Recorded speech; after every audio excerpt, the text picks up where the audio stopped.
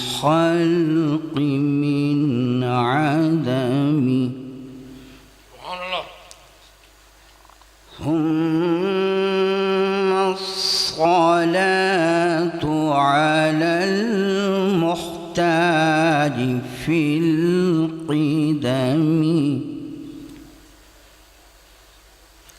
مولاي صل وسلم دائما أبدا على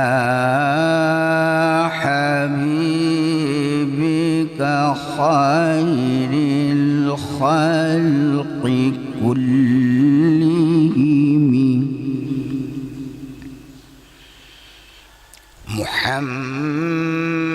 محمد سيد الكونين والثقلين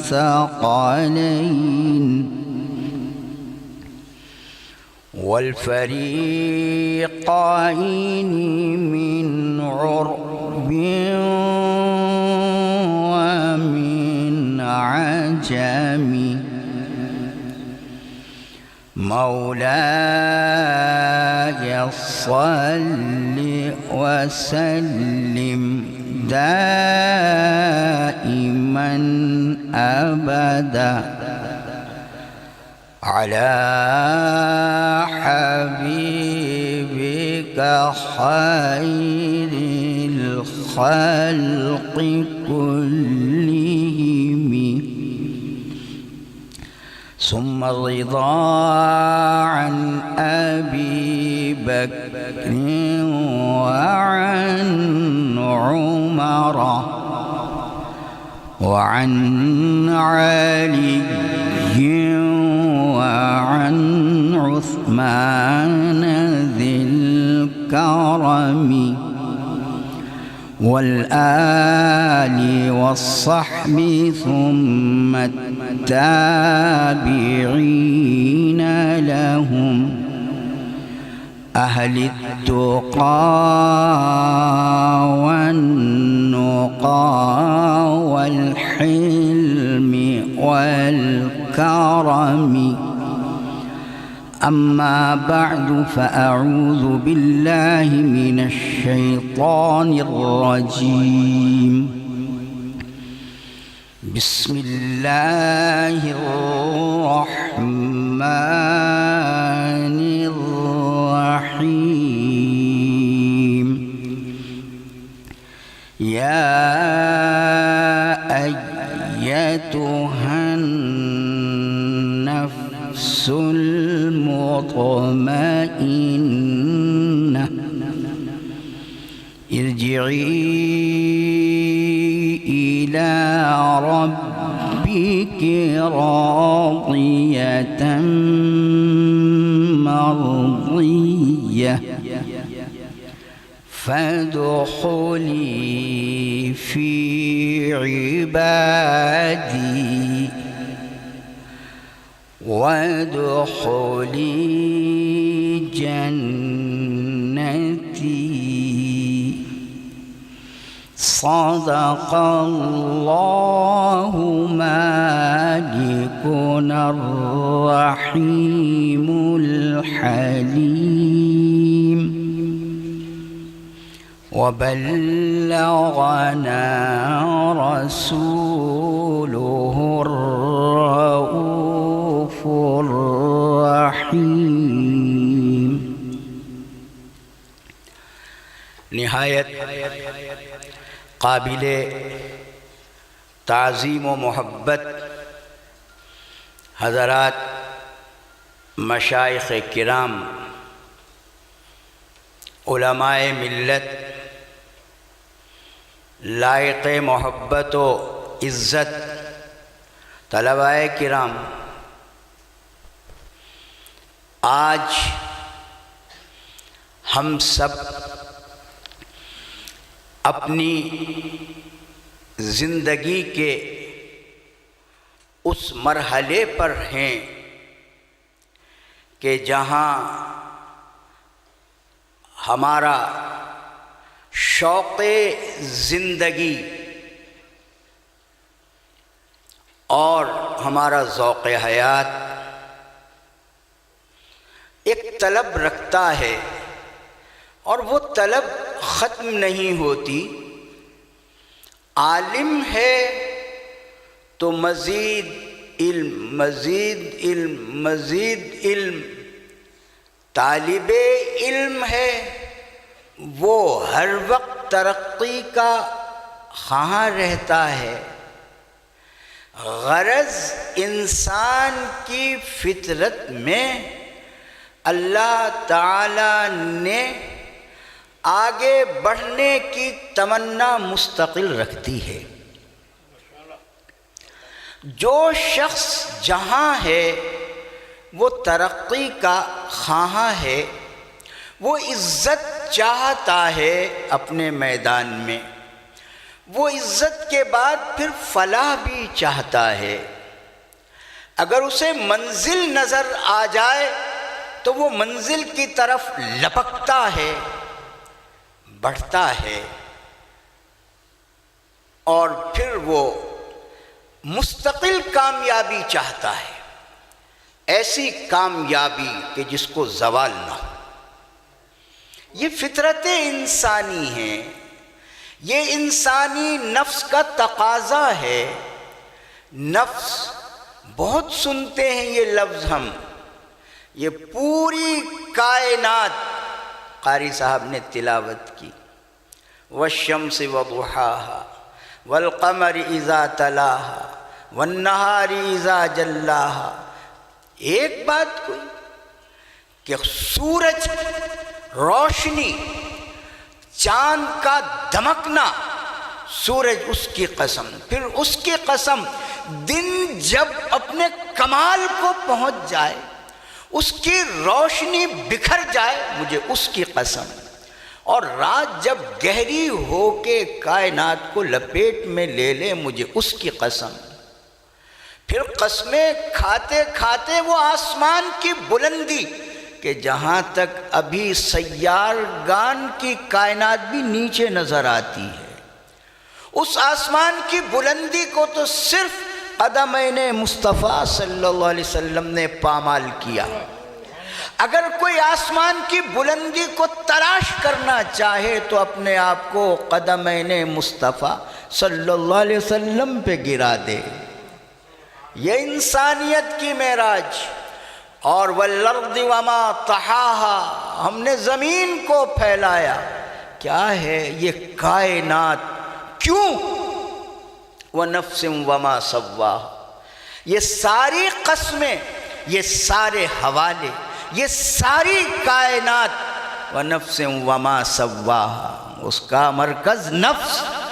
اب بہت آپ علماء تشریف فرما ہیں، عقائد کے جاننے والے صوفی سب ہیں، نفس لغت کے جاننے والے کتنے معنی میں استعمال ہوا ہے، کتنے معنی میں استعمال ہوا ہے، لیکن ایک بڑی واضح حقیقت ہے کہ جب ہم نفس کی بات کرتے ہیں تو وہ خلیفہ خدا انسان ہے، اور تمام تخلیقات اور تمام مخلوقات کا مقصود وہ خلیفہ خدا ابن آدم ہے، اور اسی کا وجود کائنات کے نفس کا مرکز ہے، اور خدائی تخلیق کا مقصود انسان ہے۔ قرآن کریم کی تعلیمات کا مقصود انسان ہے، قرآن کا مخاطب انسان ہے، اور خلافت خداوندی کا مرکز انسان ہے۔ اس کو ایسے بنایا، مادی وجود بخشا، روح کی نعمت اور مرکز عطا فرمایا، اور پھر اس کے بعد اس کو مختلف انداز میں تقسیم کر کے رکھ دیا۔ پوری کائنات، زمین و آسمان کی حقیقتیں اس کے وجود میں بند کر کے رکھ دیں۔ الانسان عالم صغیر، چھوٹی دنیا ہے۔ کیمیا دان جب تلاش کرتا ہے عناصر دنیاوی کو تو وہ سب انسان میں موجود پائے جاتے ہیں۔ سبحان اللہ۔ طبیعیات کا استاد اگر حرکت اور عدم حرکت اور اس کے علاوہ کائنات میں انرجی کی منتقلی توانائی میں کیسے بدلتی ہے، توانائی مادے کو قوت کیسے دیتی ہے، اس کو بھی جب تلاش کرنے نکلتا ہے وہ تمام لیبارٹری انسان کے اندر موجود پاتا ہے۔ زولوجی بایولوجی بچوں آپ لوگ پڑھتے ہیں، اس کی تمام تفصیل تلاش کرنی ہو تو تخلیق انسانی پہ توجہ کر لی جائے تو پتہ چل جاتا ہے۔ فَلْيَنْظُرِ الْإِنسَانُ مِمَّا خُلِقَ مِن مَّاءٍ دَافِقٍ يَخْرُجُ مِن بَيْنِ الصُّلْبِ وَالتَّرَائِبِ۔ اور پھر انسان کی زندگی کا سفر کیا ہے؟ یہ پیدا ہونے سے پہلے عدم آباد میں رہا کرتا تھا، اور جب اس کی آنکھیں بند ہوں گی پھر یہ عدم آباد میں چلا جائے گا۔ اِنَّهُ عَلَىٰ رَجْعِهِ لَقَادِرٌ، آتا ہے جاتا ہے، چکر کاٹ کے پھر اسی کی طرف لوٹ جاتا ہے۔ یہ فلسفہ حیات و ممات کیا ہے انسان کو دیکھو۔ فلسفہ روح کیا ہے؟ قُلِ الرُّوحُ مِنْ أَمْرِ رَبِّي۔ حبیب صلی اللہ علیہ وسلم یہ پوچھا کرتے ہیں آپ سے یہ روح کیا ہے؟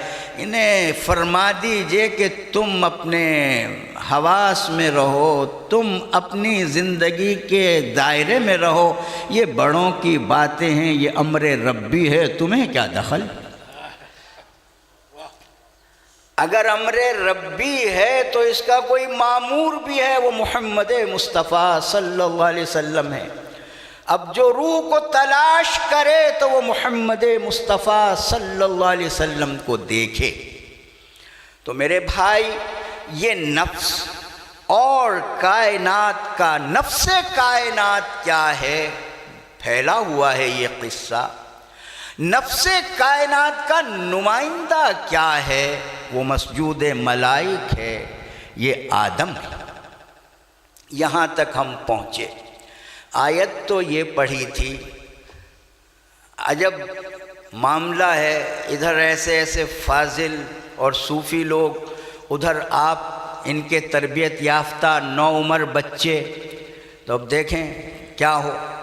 یا ایتھا النفس المطمئنہ، نفس کی بہت سی مباحث میں ہم نہیں پڑھتے کہ نفس کی اقسام کیا ہیں، قرآن نے کیا بیان کی۔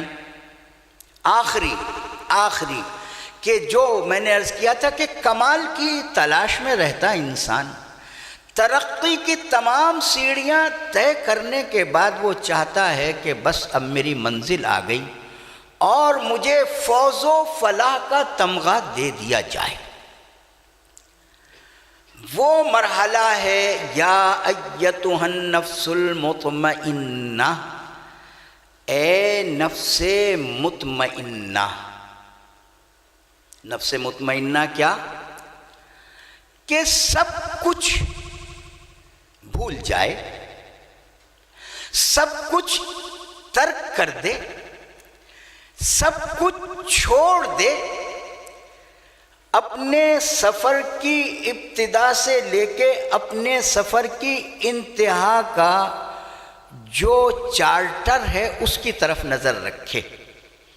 میں پیدا کیوں ہوا؟ پیدا ہونے کے بعد میں نے کیا کیا کرنا ہے؟ ایک، میرا پیدا کرنے والا کون ہے؟ میں تو باتیں کرتا جاؤں گا، ترتیب سے آپ یاد رکھیں گے۔ جو کوئی مالک کی توجہ سے عطا ہوگا وہ آپ تک پہنچا دوں گا، یاد آپ رکھیں گے۔ میں پیدا کیوں ہوا؟ میرا پیدا کرنے والا کون ہے؟ میرے پیدا کرنے والے نے مجھے کیوں پیدا کیا؟ بچوں یہ خیال تو تمہیں بار بار آتا ہے کہ آخر ہم پیدا کیوں ہوئے، مقصد کیا ہے؟ بعض دفعہ غربت سے تنگ آ کے ہم یہ بھی کہتے ہیں کہ موت تو کہاں مر گئی، تو آ کیوں نہیں جاتی؟ لیکن وہ لطیفہ آپ نے پڑھا ہوگا عربی ادب میں کہ موت نے کہا ہاں انا ذا، میں ہوں، اس نے کہا نہیں میں تو مذاق کر رہا تھا۔ اچھا، اب ایک اور بات، وہ پھر پیدائش سے، تبارک الذی بیدہ الملک وہو علی کل شیء قدیر الذی خلق الموت والحیات، اس نے موت کو پہلے پیدا کیا اور زندگی کو بعد میں پیدا کیا۔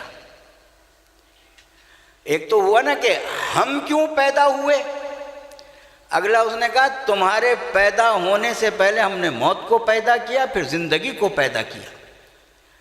تو اب موت اور زندگی تو ساتھ ساتھ چلتی ہے۔ ہم پیدا ہوئے، ہمارے پیدا ہونے سے پہلے موت پیدا ہوئی اور زندگی بعد میں پیدا ہوئی۔ آنکھیں کھولی تو ہماری زندگی تھی اور آنکھیں بند کی تو موت تھی۔ بس اتنا مختصر سا سفر ہے جسے کہتے ہیں پلک جھپکنا۔ آنکھ بند ہونے میں لگتی ہے اور آنکھ کھولنے میں کتنی دیر لگتی ہے، زندگی کا سفر اتنا مختصر ہے۔ تو اب یہ سوچنا پیدا کیوں ہوئے، پیدا کرنے والا کون ہے، پیدا کرنے والا ہمارے سے کیا چاہتا ہے۔ پھر موت بھی پیدا کر دی، زندگی بھی پیدا کر دی اور ہمیں مجبور کر دیا کہ نہ اپنی خوشی آتے ہیں نہ اپنی خوشی جاتے ہیں۔ کیا ہے، لائی حیات آئے قضا لے چلی چلے، یہ اپنی مرضی سے نہیں آئے۔ اب ہم مجبور ہیں، پیدا ہونے میں مجبور، مرنے میں بھی مجبور، اور جس نے پیدا کیا اس کا کہنا ماننے میں بھی مجبور ہیں۔ آپ لوگ جو پڑھاتے ہیں علم العقائد، اس میں ایک بڑا مسئلہ ہوتا ہے کہ جبر کتنا ہے اور اختیار کتنا ہے۔ آج تک یہ فیصلہ کوئی نہیں تول کے کر سکا کہ جبر کتنے پوائنٹس ہیں اور اختیار کتنے پوائنٹس ہیں۔ مولا علی علیہ السلام کی بات کہہ کے ہم بات گزار جاتے ہیں کہ اختیار زندگی میں کتنا ہے اور زندگی میں جبر کتنا ہے۔ اب پھر ہم اپنے اسی موضوع کی طرف آتے ہیں، یا ایتھا النفس المطمئنہ، کہ زندگی کے سارے بکھیڑے، زندگی، موت، رزق اور اپنی ذات، عزت، غلبہ، علم، عقل، شعور، ان تمام چیزوں کو بھولنے کے بعد اپنے بنانے والے کی طرف توجہ کر لے۔ ساری زندگی کا مقصود یہی ہے۔ آپ بہت بڑے محدث بن جائیں، کیا آپ فوز و فلاح کے مقام پہ فائز ہو گئے؟ آپ بہت بڑے مفسر بن جائیں، کشاف کے سب محتاج ہیں، آپ اپنے آپ کو سنی شیعہ جو بھی کچھ کہیں، کلامی طور پہ شاعرہ ماتریدیہ جو بھی کچھ کہیں، کشاف سے آپ کو واسطہ تو پڑتا ہے۔ حضور خواجہ سلطان جی، خواجہ نظام الدین اولیاء رحمۃ اللہ علیہ فرماتے ہیں کہ کتنا بڑا آدمی تھا، کتنا بڑا آدمی تھا، لیکن اب اس کی قبر پہ کھڑے ہو کے کوئی دعا کرنے والا نہیں۔ تو مقصود کیا ہے؟ علم مقصود نہیں ہے۔ جدید تعلیم، قدیم تعلیم، یہ قصہ و قدیم و جدید، اقبال نے کہا یہ سب غلط۔ مقصود نفس مطمئنہ وہ ہے کہ تم سب کچھ کرنے کے باوجود اگر اپنے مالک کو نہیں پہچانتے تو یہ زندگی برباد گئی۔ تمہارا حافظ ہونا، عالم ہونا، قاری ہونا، سب کچھ برباد، بالکل صفر سے ضرب کھا گیا۔ کہ جب تک رسول اللہ صلی اللہ علیہ وسلم سے تمہاری قلبی نسبت قائم نہ ہو جائے، تمہارا دل حضور محمد مصطفیٰ صلی اللہ علیہ وسلم کی ذات گرامی، صفات طیبہ، آپ صلی اللہ علیہ وسلم کی سچی پیروی، کہ انہیں جانا، انہیں مانا، نہ رکھا غیر سے کام، بس وہی ہیں، انہیں جانا، انہیں مانا، نہ رکھا غیر سے کام۔ یہ سب تمہاری کتابیں غیر، یہ تمہارے بکھیڑے غیر، یہ تمہارے عہدے منصب غیر، یہ تمہاری عزتیں سب تمہارا غیر۔ اگر تمہارا کچھ ہے کہ جسے خدا اپنا کہتا ہے اور تم اس کو اپنا بنا لو تو پھر بندگی کا حق پہچان لیا۔ یہ سب چیزیں غیر ہیں، حجاب ہیں، سب چیزیں علم، واعظ، اچھے لفظ، اچھے افکار، اچھے جذبات، یہ آباد گھر، یہ سب کچھ غیر ہیں جب تک حضور محمد مصطفیٰ صلی اللہ علیہ وسلم کے حوالے نہ کر دیا جائے سب کچھ۔ اسے ہے شعر تو ہم بہت خوش ہو کے پڑھتے ہیں، انہیں جانا، یہ جان ان کی، یہ مال ان کا، یہ عزتیں ان کی طرف سے آئیں، انہی کی طرف لوٹانا ہے۔ یہ اول جو ہم بات کرتے ہیں کہ اوائل کائنات کیا ہے، اول کائنات نور محمدی صلی اللہ علیہ وسلم، وہ کائنات کی حقیقت ہے۔ اس کائنات کی حقیقت کے اللہ نے کرم فرمائی سے تجلیوں کو بکھیرا تو ہم تم بنے، سب کچھ اسی کرم سے بنا۔ جب ہم توحید کی بات کرتے ہیں، بچوں ابھی تمہاری طرف آتے ہیں، ذرا ادھر تھوڑی سی بات ہم ختم کر لیں، یہ ذرا مشکل سی باتیں لیکن آخر میں آپ نے یہی پڑھنی ہے۔ وراثت الانبیاء یہی کچھ ہے کہ اگر روح جڑ گئی تو وراثت ملے گی، اگر روح نہیں جڑی تو علماء کی گردانیں، آخر تک مرزا قادیانی بھی بہت بڑا تھا، یہ قانونچہ کھیوالی والا بھی مرزا ہی تھا، اس سے کچھ نہیں بنتا۔ کہ روح اگر کرم مصطفیٰ صلی اللہ علیہ وسلم سے جڑ گئی تو اللہ تعالیٰ سے تعلق پیدا ہو گیا، تب جا کے یا ایت انہیں جانا، انہیں مانا، نہ رکھا غیر سے کام، یہ سب چیزیں غیر ہیں، باہر رہ جائیں گی۔ اگر وہ نسبت قائم نہ ہوئی، حافظ ہونا، قاری ہونا، عالم ہونا، دنیاوی علوم کا ماہر ہونا، سب قبر کے باہر رہ جائیں گی۔ حضور نوشاہ گنج بخش رحمت اللہ علیہ اپنے مرید خاص سچیار پاک کو فرماتے ہیں کہ تو زندگی میں جو بھی کام کر نفع بخش کر۔ پوچھا نفع کی تعریف کیا ہوتی ہے نا؟ کسی نے زمین سے زمین بنا لی، کسی نے آسمان تک اپنی عمارت بلند کر دی، نفع ہو رہا ہے۔ بعد میں پتہ چلا کہ تو یہی رہ گیا، سکندر نے کہا تھا کہ یہ تو جیبیں ہیں ہی نہیں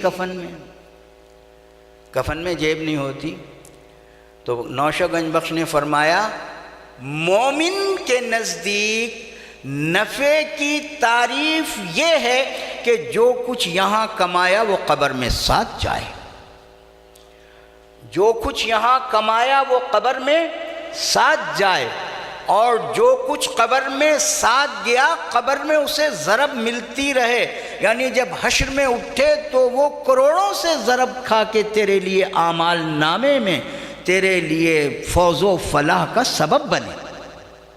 تو یہ ہے وہ مقام ہوتا ہے یا ایتھا النفس المطمئنہ، کہ سب کو چھوڑ دیا دل میں کہ جو مرکز ہے انسانی وجود کا۔ ایک ہم نفس کی تعریف یہ کر لیتے ہیں کہ جو ہمارا وجود ہے اور اس میں جو حواس ہیں، ہمارے دیکھنے کی قوت ہے، ہمارے ہاتھ لمس کی قوت ہے، چکھنے کی جتنے بھی حواس خمسہ، یا اس کے بعد ایک چھٹی حص ہوتی ہے، یا ما بعد طبیعات جو کیفیات ہیں انسان کی، ان تمام کو ہم نفس قرار دے لیں تو اس کا مرکز وہ قلب ہے کہ جہاں سے نفس کو ہمارے وجود کو قوتیں ملتی ہیں، اور ان قوتوں کے ساتھ ہم اپنی زندگی گزارتے ہیں۔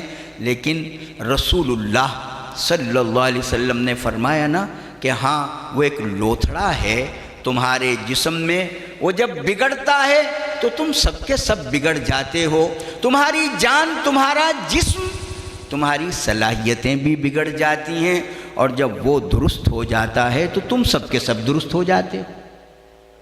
یعنی تمہارا پورا وجود، پورا نفس وہ درست ہو جاتا ہے۔ وہ جب درست ہو جائے، لیکن اس کے لیے ضروری کیا ہے؟ نفس کس کا پاک ہوتا ہے؟ نماز نجات دے گی؟ مشروط ہے کہ کیسی پڑھی؟ کہ ایسی پڑھی کہ فرشتوں نے کہا اس کو لپیٹ کے اس کے منہ پہ دے مارو۔ ایسی نماز پڑھی، نماز بد دعا کر رہی جیسے مجھے خراب کر رہا ہے اللہ، تو بھی اسے خراب کر۔ روزہ شرائط تقوی نہ رہیں، ڈھل مل یقین۔ حج اللہ جانے۔ تو قبولیت کی شرط کیا ہے؟ کہ ایمان کامل ہو۔ اگر ایمان کامل ہے تو پھر یہ عبادتیں بھی قبول ہیں، اور اگر ایمان کامل ہے تو جیسے پروفیسر اظہری صاحب فرما رہے تھے کہ یہ دل کی دنیا بھی آباد ہے۔ اگر دل کی دنیا آباد ہے تو یہ علم، یہ عبادت، یہ تقوی، یہ سب کچھ قبر میں فائدہ دیں گے۔ اور اگر یہ دل کی دنیا آباد نہیں ہے تو یہ غیر مفید۔ اور دل کی دنیا کی آبادی، دل کو روشن رکھنا اس لیے ضروری ہے کہ اس کے بغیر کوئی عمل مفید نہیں ہوتا، علم فائدہ نہیں دیتا۔ اب مسئلہ یہ آیا کہ دل کو آباد کیسے کیا جائے؟ ہر کوئی کہتا الا بذکر اللہ تطمئن القلوب، دل اطمینان میں آ جائے گا، یا ایتھا النفس المطمئنہ بن جائے گا۔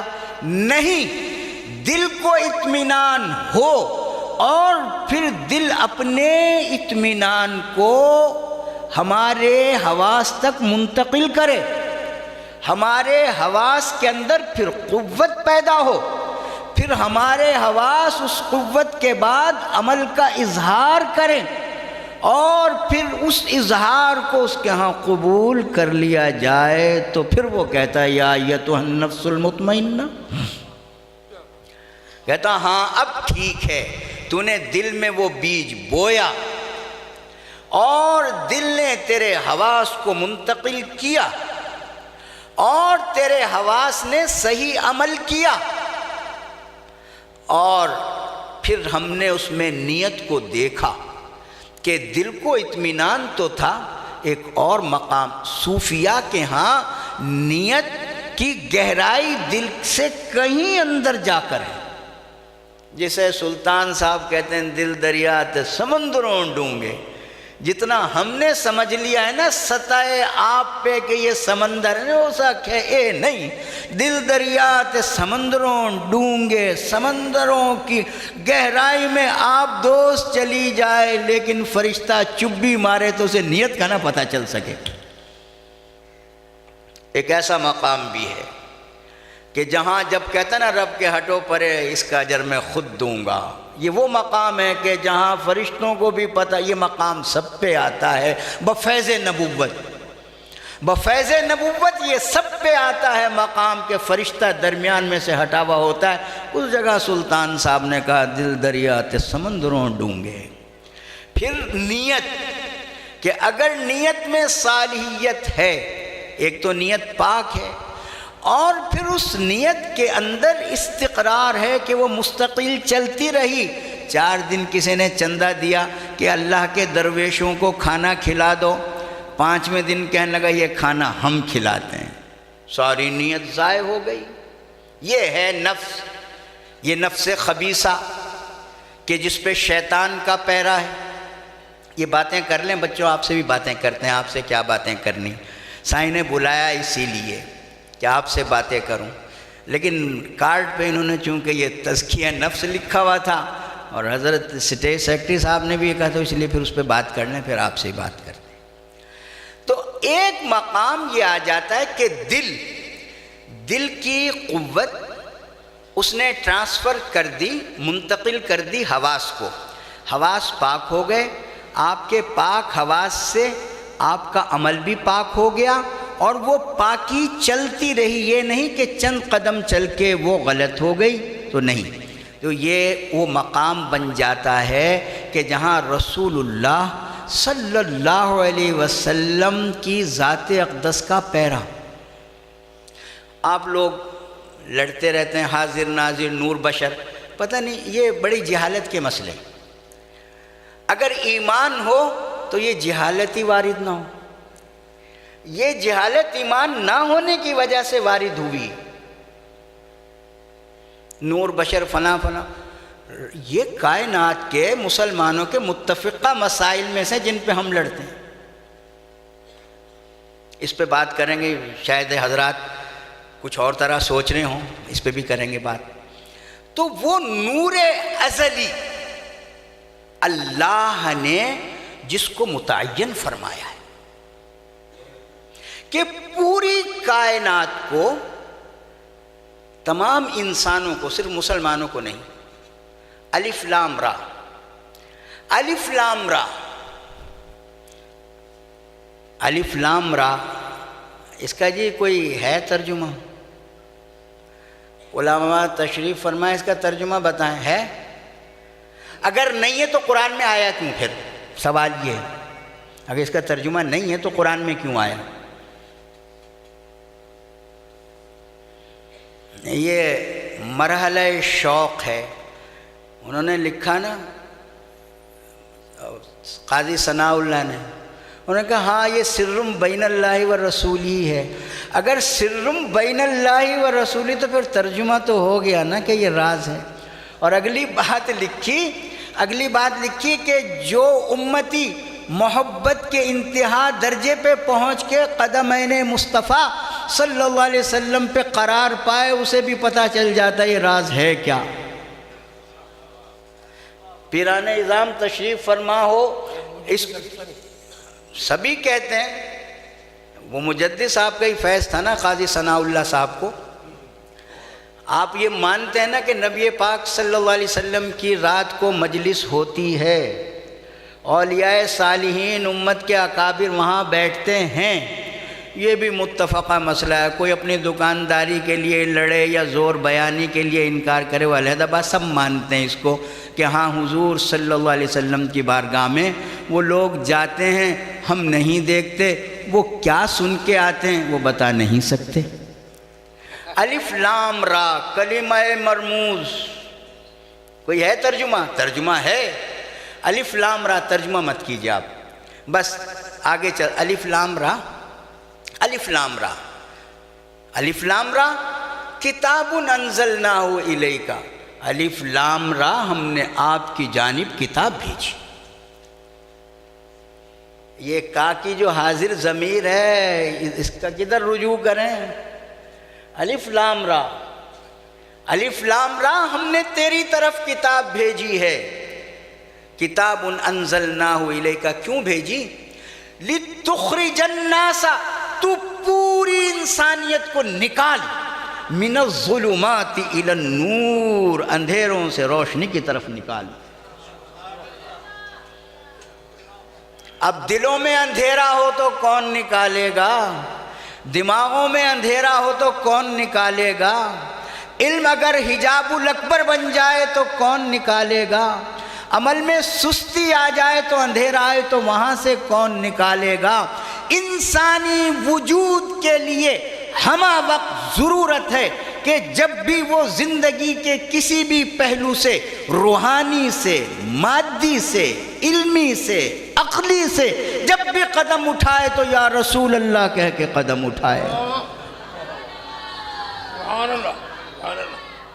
کہ اللہ نے مامور فرمایا ہے، قل الروح من امر ربی، اللہ نے مامور فرمایا ہے. کیا؟ الف لام را، الف لام را، کہ ہم ایسے بات کرتے ہیں تو کیسے نکالے گا؟ وہ تو جانتا ہے یا ہم جانتے ہیں.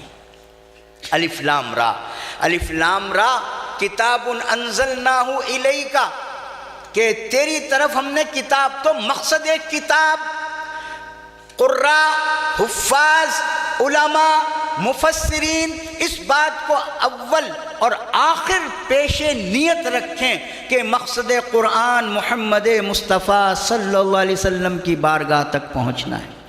تاکہ تم ان تک پہنچ جاؤ اور وہ تمہاری دستگیری فرمائیں۔ اب زندگی کا کوئی مسئلہ ہوگا وہ روح کا ہوگا، وہ مادی علوم کا ہوگا۔ لوگ بہک جاتے ہیں، کہتے ہیں یہ علم جو ہے یہ مادی علوم ہے، کیا یہ بھی علوم نبوت کا فیضان ہے؟ یقیناً اللہ نے جب اپنے نبی کو الف لام را کو مامور کر دیا کہ انسانیت جہاں جہاں جس جگہ کا اور جس وقت کا انسان اندھیرے میں ہو، اے میرے حبیب تو ان کا ہاتھ پکڑ کے روشنی کی طرف نکال دیا۔ اب سمجھ آ گئی؟ تو زندگی کی روشنی کون عطا کرے گا؟ وہ محمد مصطفیٰ صلی اللہ علیہ وسلم کی ذات ہے۔ اللہ نے فرما دیا اور کہا انہیں مومن بنا دے، انہیں مومن بنا دے۔ پھر اگلا مرحلہ، اور انہیں مومن بنا کے ان کا ہاتھ پکڑے رکھ رسول، یہ بہک جائیں گے، ان کے قدم لڑکھڑا جائیں گے۔ حبیب تو ان کو مومن بنا دے کہ تیری اور ان کی قربت ہو جائے، اور ان کو مومن بنا کے میرے حوالے کر دے۔ اگلا مرحلہ مطمئنہ کا ایمان کے بعد ہے۔ ایمان بنیاد ہے۔ کہا اللہ ولی الذین آمنوا، اللہ مومنوں کا دوست ہے۔ اللہ ولی الذین آمنوا، اللہ مومنوں کا دوست ہے۔ یخرجہم من الظلمات الی النور، وہ مومنوں کو اندھیروں سے روشنی کی طرف نکالتا ہے۔ حضور سے فرمایا صلی اللہ علیہ وسلم کہ تو ساری انسانیت کو نکال کے ہمارے تک لے آ، پھر اس مقام بلند پہ پہنچیں تو پھر ہم ان کو مقام مطمئنہ عطا کریں۔ تو اس کا مطلب یہ ہوا کہ ایمان میں جو پہل ہے وہ قل هو اللہ احد میں سمجھ آتی ہے۔ ایمان کیسے ہوتا ہے؟ ایمان لا الہ الا اللہ محمد الرسول اللہ ہے نا جی۔ تین ہیں ایمان کی بنیاد، ایمان باللہ و بالیوم الآخر، ایمان باللہ و بالرسول بالیوم الآخر۔ امام غزالی رحمۃ اللہ علیہ نے ایک نکتہ یہ بیان فرمایا کہ اللہ پہ آخرت پہ ایمان ہو یا نہ ہو، حضور صلی اللہ علیہ وسلم پہ ایمان لے از خود سب پہ ایمان ہو جائے گا۔ دو پہ ہو نہیں ہوتا، ایک پہ لیا سب پہ ہو گیا۔ تو ایمان، قرآن تو ایمان بتاتا ہے انہیں، قرآن تو ایمان بتاتا ہے انہیں، ایمان یہ کہتا ہے میری جان ہے یہ۔ تو حضور صلی اللہ علیہ وسلم پوری انسانیت مکلف ہے۔ دلیل کیا ہے؟ دلیل چاہے پرانی کتابیں اٹھا کے دیکھ لیں، جو الہامی کتابیں، قرآن کو دیکھ لیں کہ پوری کائنات محمد الرسول اللہ صلی اللہ علیہ وسلم سے تعلق پیدا کرنے کی مکلف ہے، ضرورت ہے۔ تو ایک مرحلہ یہ آتا ہے کہ جب انسان محمد مصطفیٰ اور مسلمان خاص طور پہ حضور محمد مصطفیٰ صلی اللہ علیہ وسلم سے رابطہ کر لیتا ہے اور اپنے اندھیروں کو کھول کے سامنے رکھ دیتا ہے کہ یا رسول اللہ یہ میرے دل کی راجدھانی ہیں، حواس پہ حکومت اسی سے ہوتی ہے، اعمال کی قبولیت اسی دل کی قوت سے بنتی ہے، آئیے آ جائیے میرے حضور، آئیے آ جائیے میرے حضور، مجھ کو دل کی سلطنت کا ایک والی چاہیے۔ اب جو دل کی راجدھانی میں حضور محمد مصطفیٰ صلی اللہ علیہ وسلم کو بٹھا لیتا ہے تو اب اس کا دل حرکت کرتا ہے، وہ دل زندہ ہے، وہ دل زندہ ہے، اسے کبھی موت نہیں۔ تینوں زمانوں میں یہ زندگی، قبر کی زندگی، حشر کی زندگی، کیونکہ اب اس نے اپنے دل میں ایک شناخت رکھ لی، وہ شناخت کہ جو خدا کے ہاں مقبول ہے، وہ شناخت کو جو نجات کا سرمایہ ہے، اس محبت کو لے کے وہ زندہ رہا تو اس کا عمل بھی زندہ، اس محبت کو لے کے وہ زندہ رہا اس کا ایمان بھی قائم، اس محبت کو لے کے وہ زندہ رہا تو اس کا علم بھی مفید۔ سرکار عالم پناہ صلی اللہ علیہ وسلم صبح کے وقت دعا فرماتے تھے نا، اللہم اعطنی علما نافعا، اللہ مجھے علم نافع عطا فرما۔ تو اب جس کی دعا سرکار کی دعا کے ساتھ ملی، جس کی خواہش رسول اللہ صلی اللہ علیہ وسلم کی رحمت کے چادر کے نیچے آ گئی، اس کی زندگی کامیاب، اس کی زندگی بھی مطمئنہ، یہاں حیات مطمئنہ ہے۔ جب قبر میں اترا تو وہ تو نشان ساتھ لے کے اترا تھا، تو وہاں بھی سرکار کی پہچان ہے، برزخ کی زندگی بھی کامیاب ہے۔ اور پھر جب حشر میں اٹھا تو پھر وہاں بھی اس نشانی کو لے کے وہ موجود تھا، تو وہاں بھی ذالک هو الفوز العظیم یہ تھا۔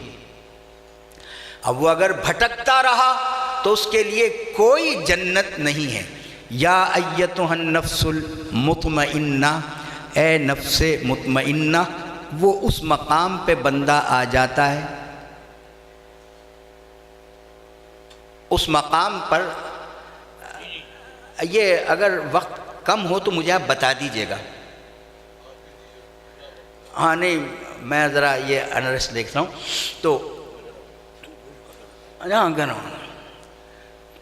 تو یہ زندگی پہلے عرض کی تھی نا کہ یہ ساری زندگی ہر کوئی سوچتا ہے کہ یہ میری زندگی ہے کس لیے، اور وہ سب کو حق ہے، سب کی زندگی برابر ہے۔ کوئی دنیا میں چھوٹا آدمی ہے یا بڑا ہے، زندگی سب کی برابر ہے۔ البتہ اس زندگی کا جو سفر ہے اس کی کامیابی کیا ہے، وہ جو نوش و گنج بخش رحمۃ اللہ علیہ کا قول سنایا کہ نفع اسے کہتے ہیں کہ جب تو مرے تو قبر میں تیرے ساتھ جائے، اور جب تو قبر میں اٹھے تو مالک کی بارگاہ میں وہ ضرب کھا کے پیش ہو اور تیرے اعمال روشن ہوں۔ اگر یہ نہیں ہے تو یہ آپ کا سب کیا کرایا غلط ہے۔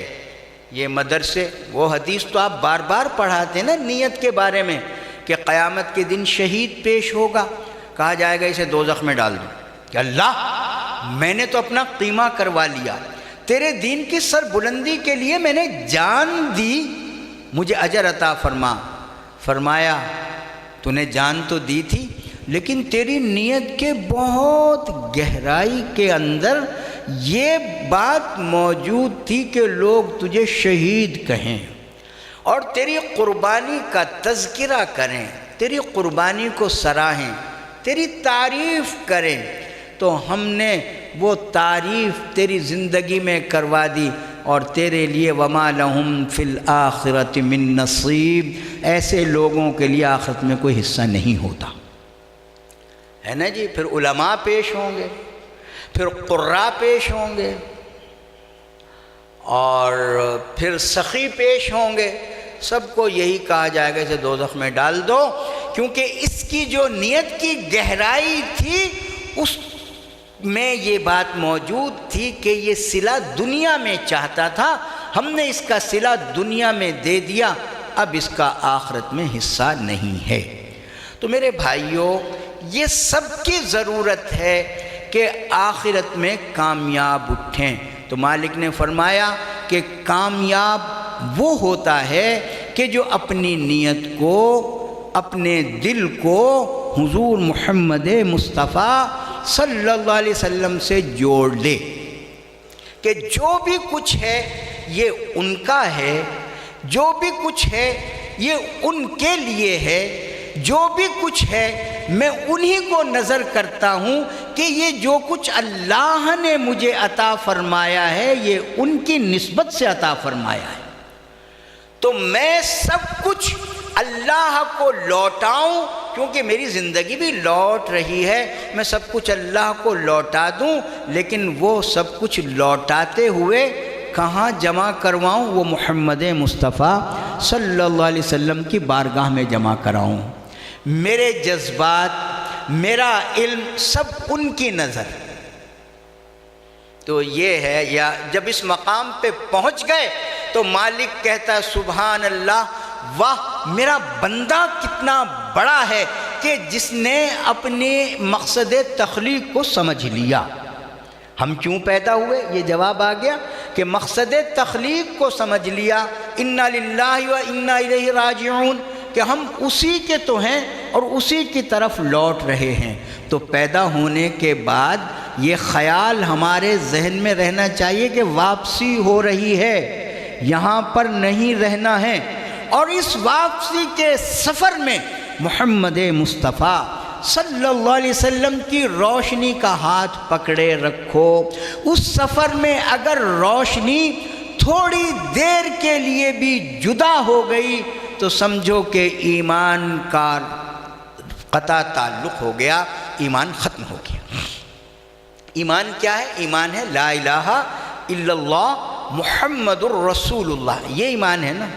ہمارے علماء جب پڑھاتے ہیں تو کہتے ہیں ایمان کے بعد سب سے پہلا فرض نماز ہے، یہاں سے شروع کرتے ہیں، لیکن صوفی کہتا ہے کہ ایمان کو سمجھنے کے لیے جھگی ڈال کے بیٹھ جا، پہلے ایمان کو پختہ کر، اقرارم باللسان اقرارم باللسان اقرارم باللسان، یہی شرط ہے نا کلمے کی، اقرارم باللسان و تصدیقم بالقلب، کہ بس یہاں پہلے ایمان کو مکمل کر کہ اقرارم باللسان، زبان سے بار بار کہہ، کیا کہے؟ لا الہ الا اللہ، نہیں، زبان سے کہہ بھی دیا لا الہ تو کیا حاصل؟ اقبال کی اگلی بات ہے، لیکن زبان سے صرف لا الہ نہ کہے، لا الہ الا اللہ محمد الرسول اللہ، یہی ہے نا جی کامل ایمان۔ لا الہ الا اللہ کہتے رہے مسلمان ہو جاتا ہے؟ نہیں ہوتا نا، تو بار بار لا الہ الا اللہ محمد الرسول اللہ صلی اللہ علیہ وسلم، اب وہ مسلمان ہو گیا۔ مسلمان تو ہو گیا، اب کیا شرط ہے کہ 5 وقت پڑھ؟ نہیں، محدثین سب لکھتے ہیں کہ شرائط کیا ہیں، کیا وہ مسلمان ہو گیا 12:30 بجے، 1:45 بجے نماز کا وقت ہو، ظہر اس پہ فرض ہو گئی، رمضان آیا 28ویں شعبان کو 29ویں کو مسلمان ہوا، روزہ رکھنا پڑے گا، مالدار تھا مسلمان ہوا، چل ادھر منہ کر حج کر کے آ، زکوٰۃ دے۔ لیکن صوفی اور شرح کرتا ہے، وہ کہتا ہے کہ لا الہ الا اللہ محمد الرسول اللہ پڑھ لیا، نماز الصلاۃ عماد الدین، نماز دین کا ستون ہے۔ تو اساس الدین کیا ہے؟ کبھی اس پہ توجہ گئی؟ عماد الدین تو نماز ہے، تو اساس دین کیا ہے؟ جہاں سے محدثین پڑھاتے ہیں کہ ایمان کے بعد پہلا فرض نماز ہے، تو نماز تو عماد الدین ہے، اساس دین لا الہ الا اللہ محمد الرسول اللہ صلی اللہ علیہ وسلم، یہ اساس دین ہے، دین کی بنیاد ہے۔ اگر کوئی اس کے بغیر نماز پڑھے، پریکٹس ہے، روزہ رکھے، ڈائٹنگ ہے، زکوٰۃ دے تو دان پن ہے، حج کرے تو پکنک ہے، سیر ہے، کچھ بھی نہیں ہے۔ اقرارم صوفی کہتا ہے اب شرط پہلی، اقرارم باللسان اقرارم باللسان اقرارم باللسان، بار بار اتنا زبان سے کہ زبان اسی کلمے کی ہو کے رہ جائے، لا الہ الا اللہ محمد الرسول اللہ، لا الہ الا اللہ محمد الرسول اللہ، اتنا کہہ کہ اللہ رسول تیری زبان پہ حاضر رہے، حاضر ناظر کا جھگڑا ختم۔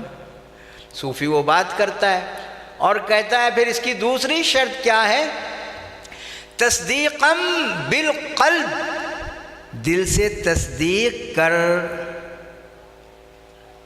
اب آپ تو بیٹھے ہیں، یہ صرف و نحو اور جو ابواب کے خواص جانتے ہیں، یہ تصدیقاً بالقلب کا مطلب یہ ہے کہ دل جب بھی دھڑکے لا الہ الا اللہ محمد الرسول اللہ کہے، ہر آن کہے، ہر لمحے کہے، ہر زمان کہے، ہر مکان کہے، تاکہ ایمان قائم رہے۔ ایمان قائم ہے تو نماز بھی قائم ہے۔ اگر بغیر کلمے کی تصدیق کے نماز پڑھی، اور تصدیق صوفی کے نزدیک یہ ہے کہ ہر دھڑکن میں لا الہ الا اللہ محمد الرسول اللہ کہے۔ اسی لیے تو ذکر خفی پہ بہت زور دیتے ہیں، جہر اپنی جگہ، اس کا وقت، خفی کا وقت اپنی جگہ، لیکن یہ دونوں باتیں صوفیہ نے یہ ورثۃ الانبیاء بن کے وصول کی۔ وراثت اسے ملتی ہے کہ جو رشتہ جوڑ لے، کسب سے تو وراثت نہیں ملتی۔ یہ جتنے کاسبین ہیں نا، ضربہ سے لے کے آخر تک وما علینا الا البلاغ تک، یہ کاسبین ہیں۔ وراثت دینی علمی رسول اللہ صلی اللہ علیہ وسلم کی انہیں ملتی ہے جنہوں نے اس دل کا رشتہ اس قدمین مبارکین سے۔ وہ ورثۃ الانبیاء نہیں ہے، خالی خولی اشتہار ہے۔ تو کہا لا الہ الا اللہ محمد الرسول اللہ، دل اتنا پختہ ہو جائے کہ دل کی ہر دھڑکن سے لا الہ الا اللہ محمد الرسول اللہ یہ نکلتا رہے نکلتا رہے نکلتا رہے، یہاں تک کہ اس مقام پر پہنچ جائے کہ اللہ اسے اپنا دوست کہنے لگے۔ اور جب وہ اللہ کا دوست بن گیا، اللہ ولی الذین آمنوا یخرجہم من الظلمات الی النور، تو پھر روشنی کے راستے کھلتے ہیں۔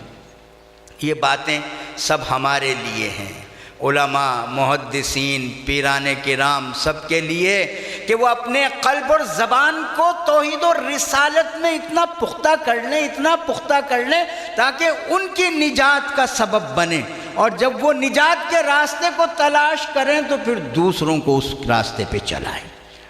تو تزکیہ نفس تو سب سے پہلے ہمارا ضروری ہے، پھر ان بچوں کی باری آ جائے گی۔ سوال تو سب سے ہوگا نا کہ تو نے نفس پاک کر کے دین کی اساس اور دین کی بنیاد کو دل میں اتارا تھا یا نہیں۔ وہ ایک پھر مقام آ جاتا، مالک کہتا ہے کہ ہاں میں تجھ سے مطمئن ہو گیا، تو مجھ سے مطمئن ہو گیا۔ یا ایتھا النفس المطمئنہ، نفس کا خالق اور وَنَفْسٍ وَمَا سَوَّاهَا، اور نفس کو یہ مقام عطا کرنے والا اللہ، اس نفس کو یہ کہتا ہے جس کی قسم کھائی، یا ایتھا النفس المطمئنہ، اے نفس مطمئنہ ارجعی، آ تو رہا تھا لیکن ذرا تو آ میرے پاس، الی ربک۔ ایک تو ہم کہتے ہیں انا للہ و انا الیہ راجعون کہ ہم اللہ کی طرف لوٹ رہے ہیں، ایک وہ مالک کہتا ہے تو آ میری طرف۔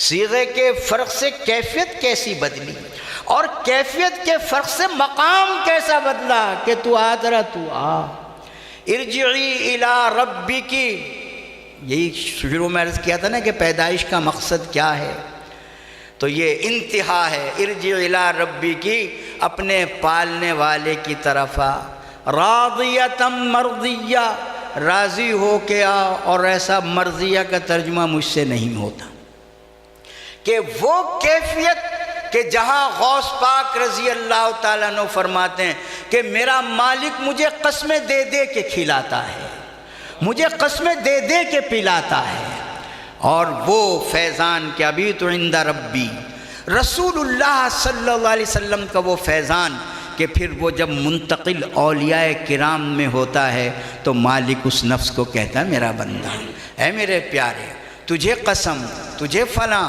تجھے فلاں۔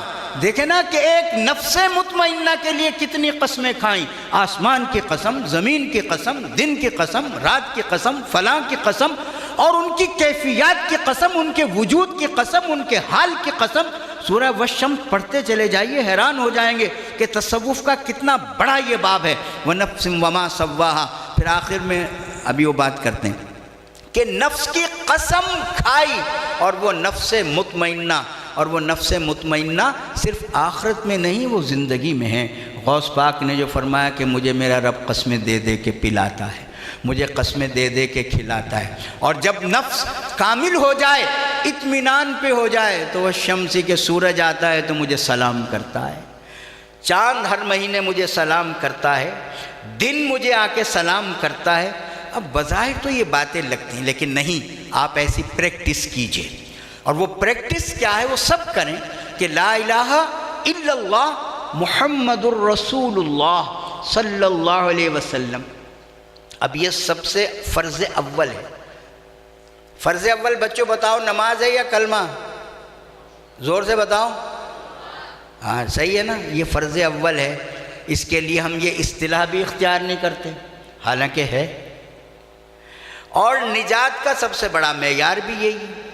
اور ایمان، جب آپ بار بار کہتے ہیں لا الہ الا اللہ محمد الرسول اللہ، لا الہ الا اللہ محمد الرسول اللہ، وہ معبود وحدہ لا شریک اللہ ہے، اور محمد صلی اللہ علیہ وسلم اللہ کے رسول ہیں، محمد اللہ کے رسول، حاضر ناظر پہ جھگڑا کرتے رہتے ہیں ناواقفیت کی وجہ سے۔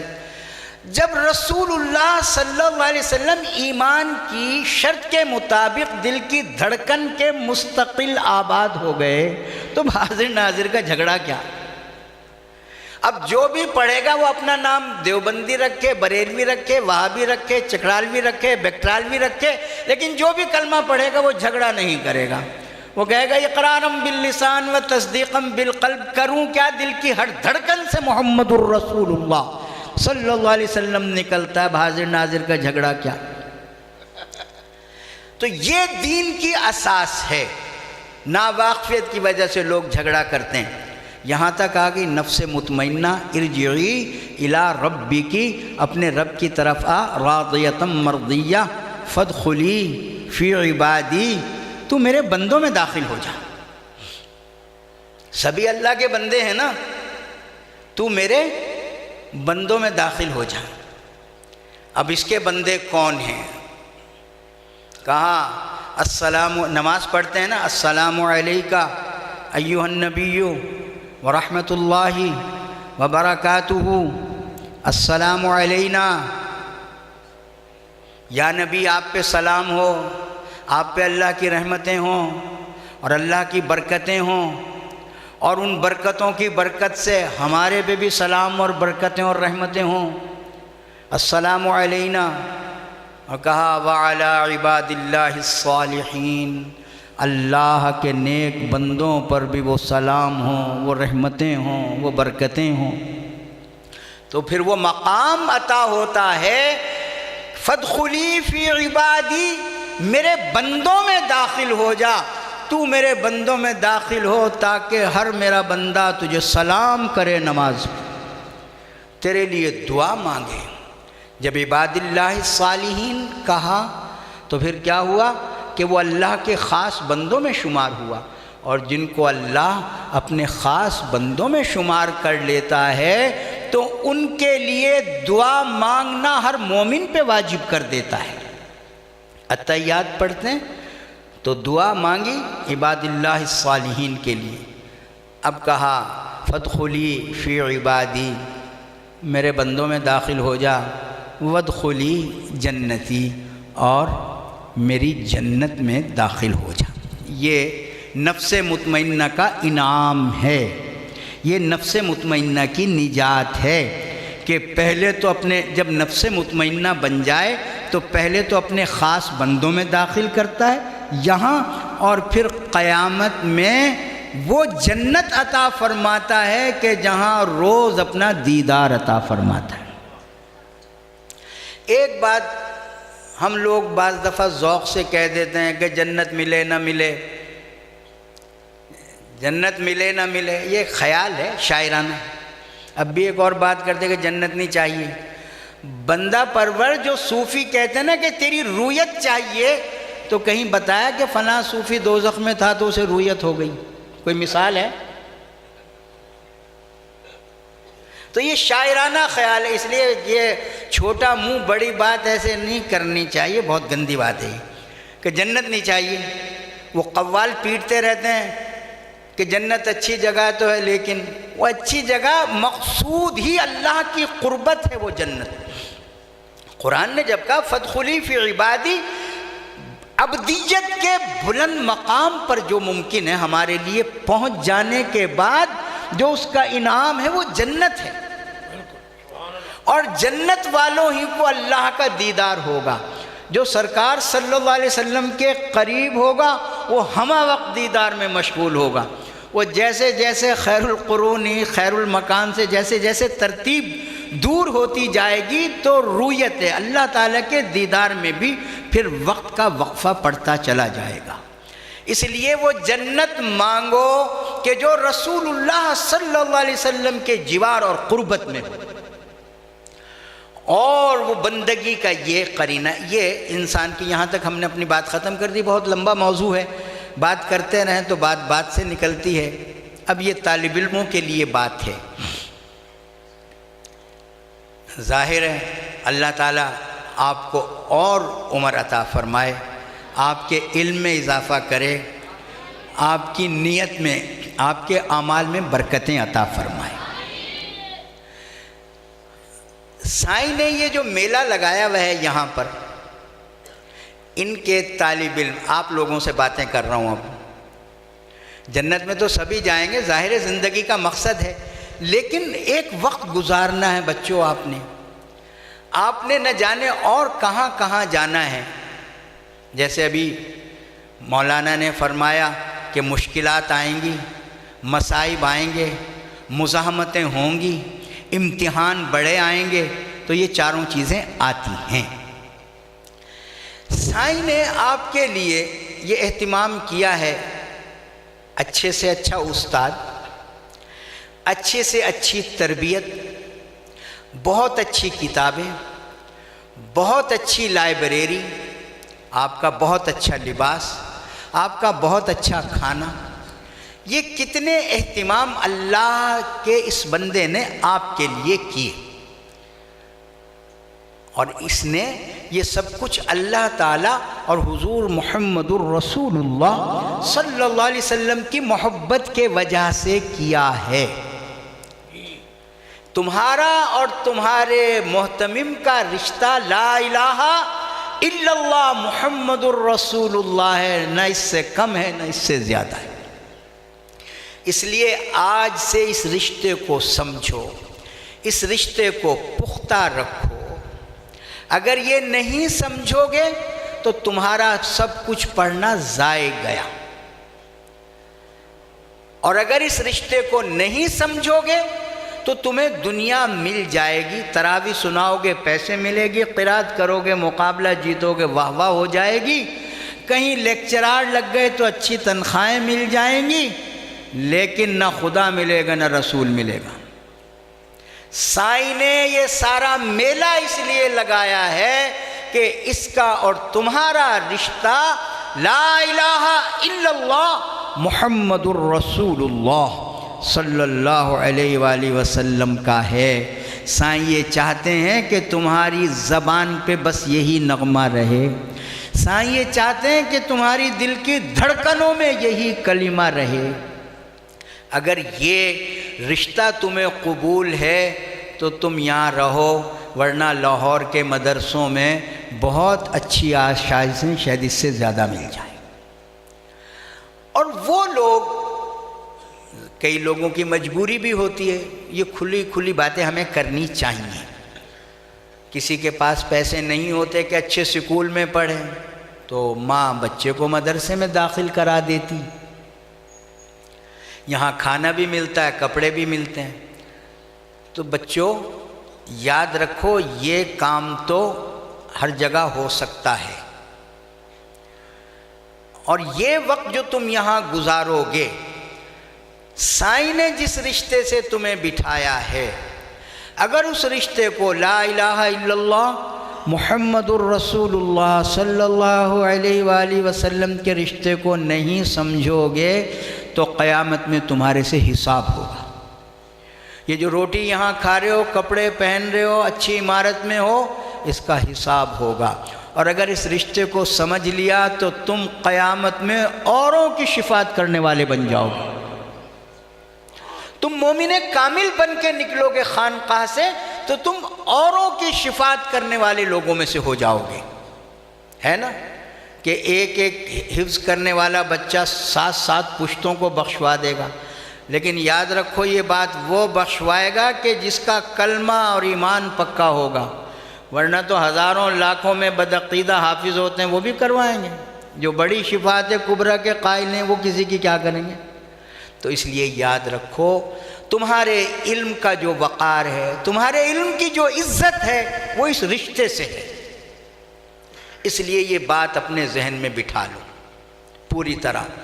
سائیں کے بہت سارے مرید، کوئی لیکچرر ہے، کوئی کہیں اور ہے، کوئی افسر ہے، تو یہ باتیں میں آپ سے اس لیے کہہ رہا ہوں کہ ہم ان میں دیکھتے ہیں کہ وہ یہاں سے اڑتے ہیں اور جب بڑے ہونے لگے، پھڑپھڑانے لگے تو وہ اپنا گھونسلہ ہی بھول جاتے ہیں، وہ اپنا اس پاک فضا میں، پاک رزق میں اچھے استادوں سے پڑھ کے جب دنیا دیکھی تو وہ یہ سمجھنے لگا کہ اب تو میں پروفیسر خود ہی بناؤں، سائیں کا اس میں کیا لینا دینا، اب تو میں افسر لگ گیا ہوں، میرے ہاتھ میں ڈنڈا ہوتا ہے، لوگ میرے آگے پیچھے سلوٹ مارتے ہیں، سائیں کے تو ویسے روٹی کے لیے ہاتھ چومتے ہیں۔ وہ بھول گئے یہ لوگ۔ اس لیے میں نے جو عرض کی کہ رسول اللہ صلی اللہ علیہ وسلم سے تعلق کو جب کوئی بھولتا ہے تو وہ اللہ تعالیٰ کی بارگاہ سے فراموش کر دیا جاتا ہے۔ اور یہ جو ورثۃ الانبیاء والی حدیثیں سنتے ہیں، آپ کا استاد، آپ کا شیخ، آپ کا مربی جو آپ کو تربیت دے رہا ہے، وہ رسول اللہ صلی اللہ علیہ وسلم کے کرم اور رحمت کے سائے میں دے رہا ہے۔ حضور صلی اللہ علیہ وسلم سے جو رشتہ جڑے گا وہ تمہارے اسی بزرگ کی وجہ سے۔ کوئی بھی بزرگ ہو، یہاں بہت سارے بزرگ بیٹھے ہیں، سب کے لیے یہ بات ہے، تو اس لیے یہ طے کر لو کہ سائیں کا رشتہ تمہارے سے کلمے کا ہے، لا الہ الا اللہ محمد الرسول اللہ۔ وہ شعر کا بھی میں آدھا ہی مصرع پڑھا تھا کہ انہیں جانا، انہیں مانا، نہ رکھا غیر سے کام۔ یہاں سائیں تربیت اس لیے دیتے ہیں کہ بس سرکار کو یاد کرو، یہاں رہتے ہوئے جب چلے جاؤ تب یاد کرو، اور ساری زندگی یاد کرو، جب مرو تو یاد کرتے کرتے مر جاؤ۔ سائیں تمہیں یہ سبق دیتے ہیں بچوں، تمہارا تزکیہ نفس یہ ہے کہ تم پہلے اپنی نیت کو ٹھیک کرو۔ روٹی جہاں چاہے مل جائے گی، اب تو عمران خان نے بھی پناہ گاہیں بنا دی، وہ پوچھتے نہیں تو کیا ہے کیا نہیں، لیکن یہاں تمہارے آنے کا بچوں ایک مقصد ہے۔ اگر تم اس مقصد سے ہٹ جاؤ گے تو تمہارا علم، اس علم کی روشنی سب ختم ہو جائے گی۔ پیسے مل جائیں گے، کچھ نہیں ہے، یہ دنیا کچھ نہیں ہے، بالکل الدنیا جیفا، مردار ہے دنیا۔ اچھے کپڑے بھی پہن لو گے، ٹائی بھی لگا لو گے، داڑھی بھی منڈوا لو گے، یونیورسٹی میں پہنچ کے جینز بھی پہننا شروع کر دو گے، تمہاری گرل فرینڈ بھی بن جائیں گی۔ یہی ہوتا نا کہ ہوں تب ہے کیا ہے دنیا تو آئے کچھ ہے، پہلے تو پنڈے ہی پھر دے رہ گئے، یہ سائنس اگین کر دے رہ گئے۔ یہ 30 سالہ یونیورسٹی کا تجربہ بتا رہا ہوں۔ جو کلاس کا سب سے بڑا بدتمیز لڑکا ہوتا ہے، پتہ چلتا ہے یہ حفظ کر کے آیا ہے، اس نے اب داڑھی بھی منڈوا دی ہے، جین اس نے پہن رکھی ہے۔ وہ کہتا ہے اب دنیا تو اب دیکھی ہے نا۔ تو یہ تمہیں سب کچھ دنیا کی نحوستیں مل جائیں گی، لیکن یاد رکھنا تمہاری زندگی کا جو مقصد ہے کہ اپنے مالک کو پہچاننا، تم وہ بھول جاؤ گے۔ اس لیے ضروری ہے کہ پہلے اپنی نیت کو درست کرو۔ لا الہ الا اللہ محمد الرسول اللہ صلی اللہ علیہ وآلہ وسلم، پہلے اپنی نیت کو درست کرو۔ نیت کو درست کرنے کے بعد اس کی مشق کرو تاکہ تمہارے دل پاک ہو جائے۔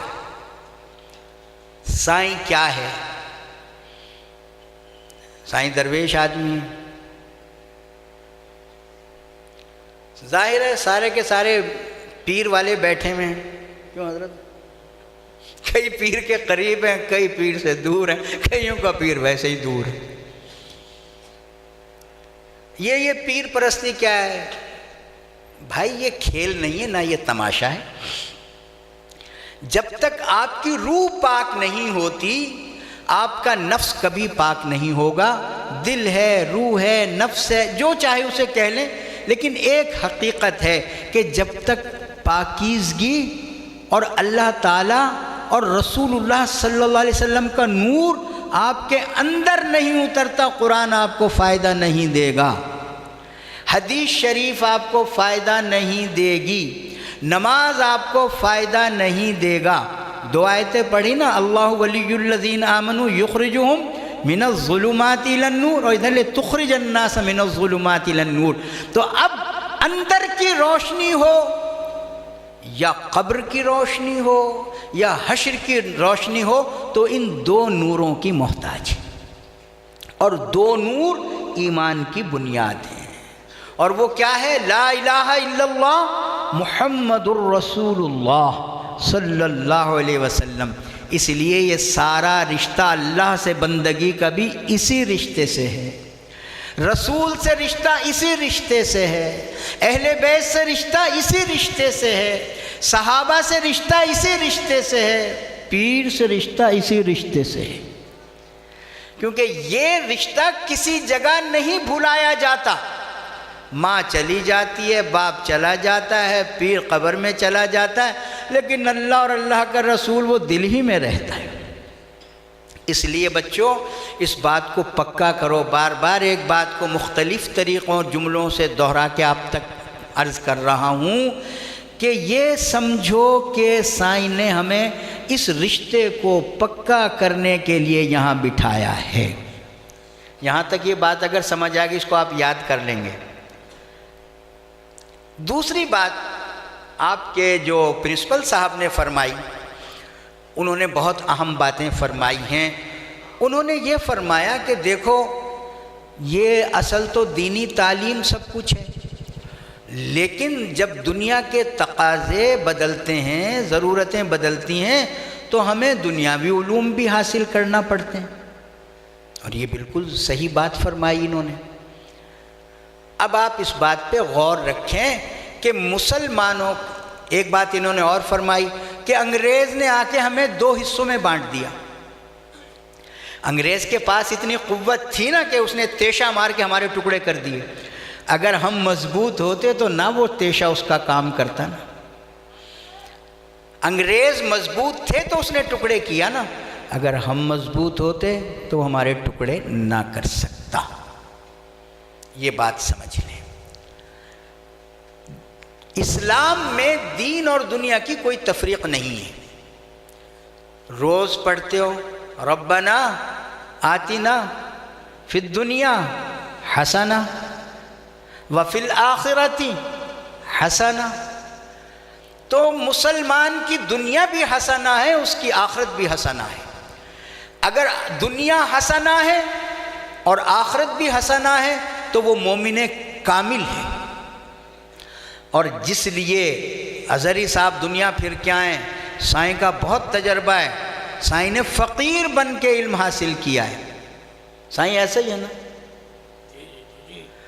کبھی جھنگ میں ہاتھ پھیلایا ہوا، کبھی بندیال، پتہ نہیں کہاں کہاں ہاتھ پھیلا کے علم اکٹھا کر کے اپنی جھولی میں اب تمہیں بانٹتا ہے، کچھ خیال کیا کرو۔ صرف سے لے کے انگریزی تک سب یہیں اکٹھا کر دیا تمہارے لیے۔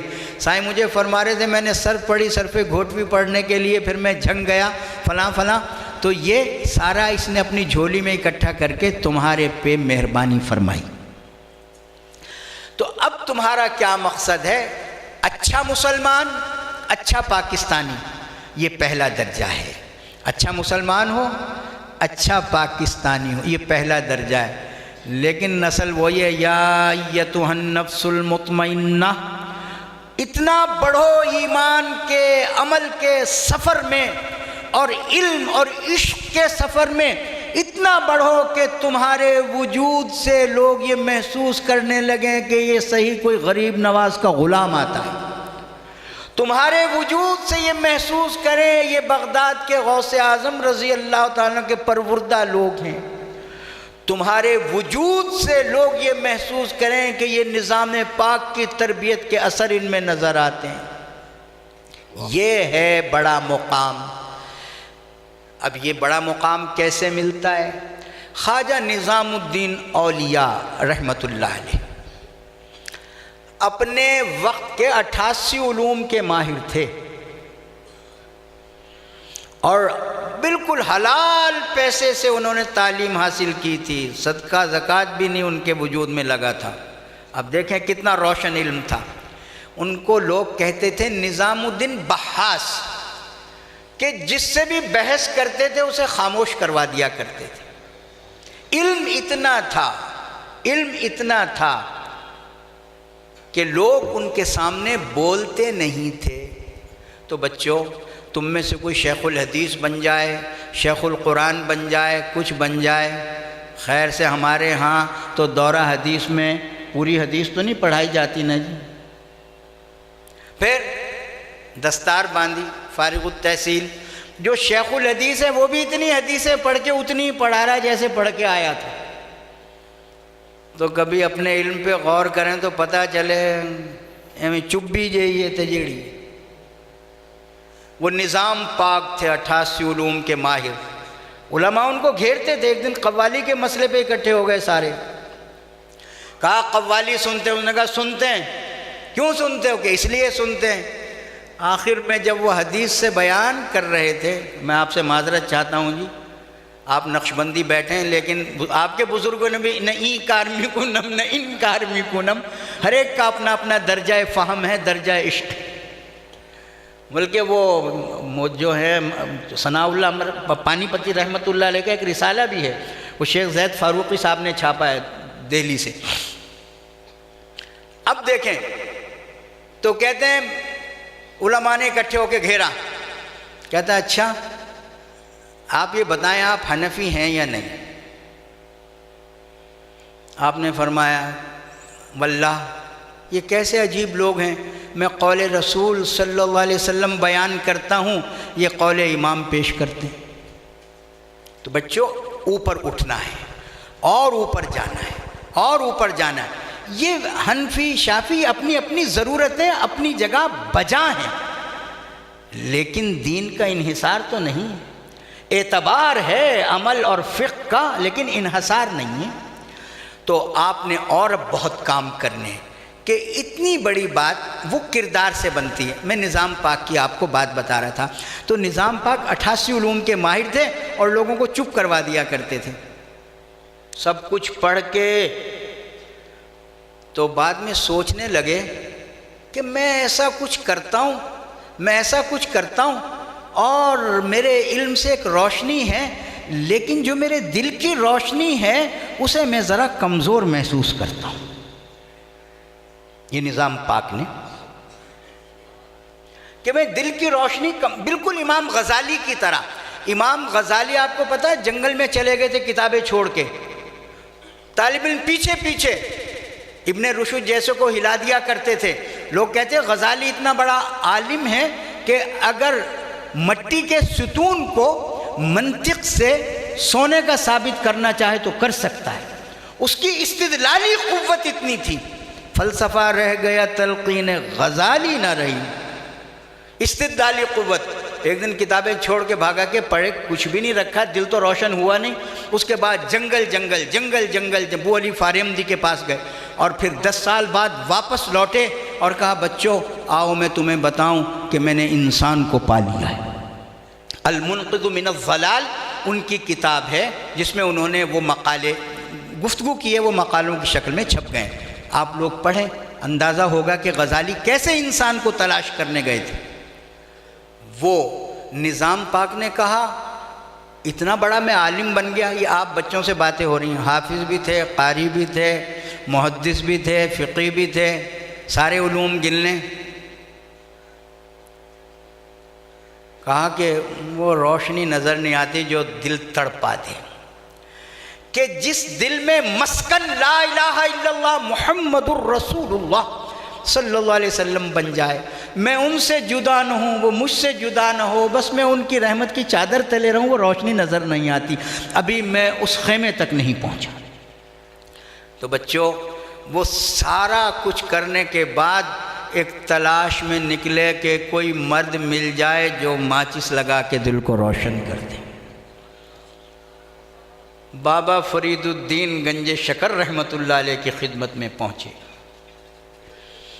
اب ہم تم تو کسی شمار میں نہیں ہے نا. اتنا بڑا وقت کا عالم کہ جو اپنے وقت کے علماء کو خاموش کرا دے. وہ یہ محسوس کرتا ہے کہ اگر زندگی ہے تو دل سے ہے، اگر دل زندہ نہیں تو یہ سب چیزیں باتیں ہی باتیں ہیں. بابا صاحب چلے گئے. اب سنیں بابا صاحب نے کیا کیا.